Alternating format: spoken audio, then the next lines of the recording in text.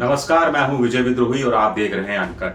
अगर चुनाव के दौरान नेताओं पर ये रोक लगा दी जाए कि किसी मस्जिद में, किसी मंदिर में, किसी गुरुद्वारे में, किसी गिरजाघर में वो नहीं जा सकते, तो कैसा? अगर चुनाव के दौरान नेताओं पर ये रोक लगा दी जाए कि वो किसी डेरे में, किसी मठ में, किसी दरगाह पर, किसी मजार पर नहीं जा सकते, तो कैसा? ये सवाल मैं नहीं पूछ रहा।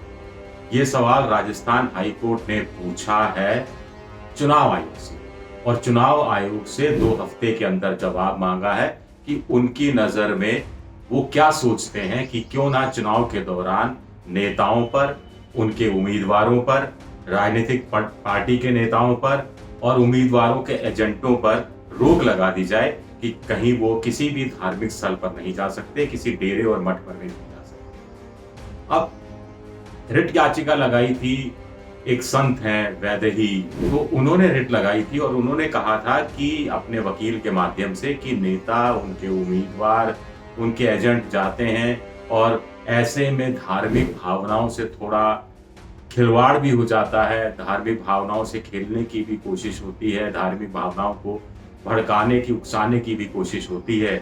और वैसे भी 1995 में ही सुप्रीम कोर्ट ये कह चुका है कि राजनीति में धर्म का इस्तेमाल नहीं होना चाहिए, लेकिन धड़ल्ले से धर्म का इस्तेमाल हो रहा है। ठीक इसी तरह जैसा हर पार्टी कहती है कि हम जाति देखकर उम्मीदवार तय नहीं करते, लेकिन सब जानते हैं कि जाति देखकर ही टिकट तय किया जाता है। वही हालत धर्म की भी है। चुनाव आता है तो किसी एक इलाके में एक मशहूर मंदिर होता है, या मस्जिद होती है, या गुरुद्वारा होता है, या चर्च होता है, अलग अलग राज्यों के हिसाब से, तो वहां से लोग शुरुआत करते हैं, नेता शुरुआत करते हैं कि इसी मंदिर से अगर कोई आपने चुनाव प्रचार की शुरुआत की तो शुभ है, यहां से की तो और ज्यादा शुभ है, ये बातें।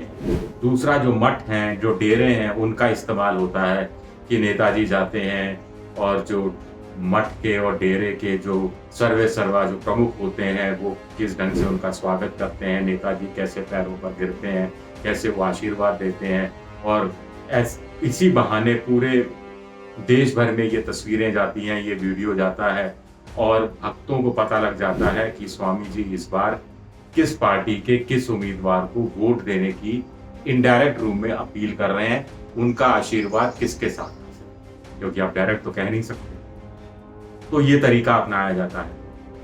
अब बड़ा सवाल उठता है कि जनता की सेवा करते हैं नेता, इसी सेवा करने की शर्त के साथ या वायदे के साथ वो सामने आते हैं, लेकिन उनको चुनाव के समय जनार्दन की जरूरत पड़ जाती है।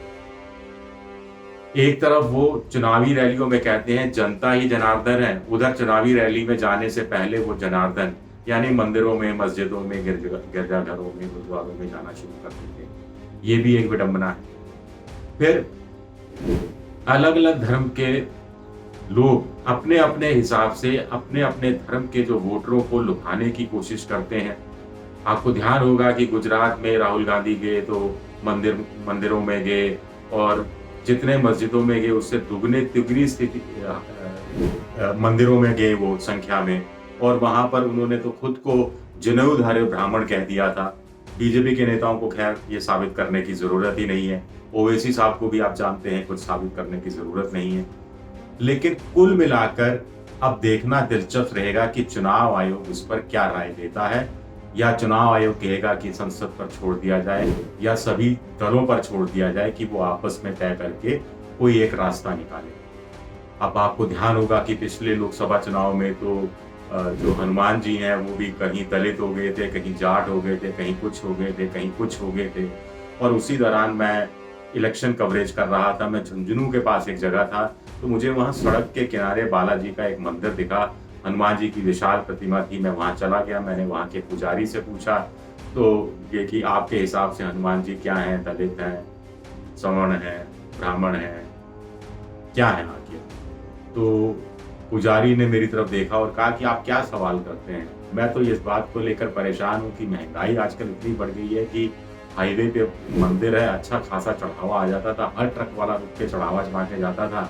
आजकल महंगाई इतनी हो गई है, शायद पेट्रोल डीजल के दाम इतने बढ़ गए हैं, समझ में नहीं आता। आधे से कम ट्रक रुकते हैं और चढ़ावा भी कम हो गया है। तो पुजारी जी को चढ़ावे की चिंता थी। आप समझ लीजिए, नेता भी जो मंदिरों में जाते हैं, मस्जिदों में जाते हैं, वो कोई धार्मिक भावनाओं के साथ नहीं जा रहे होते, उन्हें वोटों की चिंता रहती है। तो जब नेता वोट की चिंता कर सकता है, तो जनता को किस बात की चिंता करनी चाहिए? उन नेताओं की चिंता करनी चाहिए जो मुद्दों पर आधारित राजनीति करते हैं। उन पार्टियों की चिंता करनी चाहिए और उन्हीं नेताओं को, उन्हीं उम्मीदवारों को जिताने की कोशिश करनी चाहिए जो उनको लगता है कि वास्तव में इन दलगत राजनीति और धर्म की राजनीति से ऊपर उठा हुआ है। लेकिन ऐसा होता नहीं है। बिहार की बात करता हूँ, आरा रेलवे स्टेशन के बाहर एक 23-24 साल का मुझे पढ़ा लिखा युवक मिला। कहा कि विकास के नाम पर वोट दूंगा, फिर आगे जोड़ा, लेकिन विकास मेरी ही जाति का उम्मीदवार करे तो अच्छा है। अब आगे आप क्या कहें? चलिए, शुक्रिया आप सबका, बहुत बहुत शुक्रिया।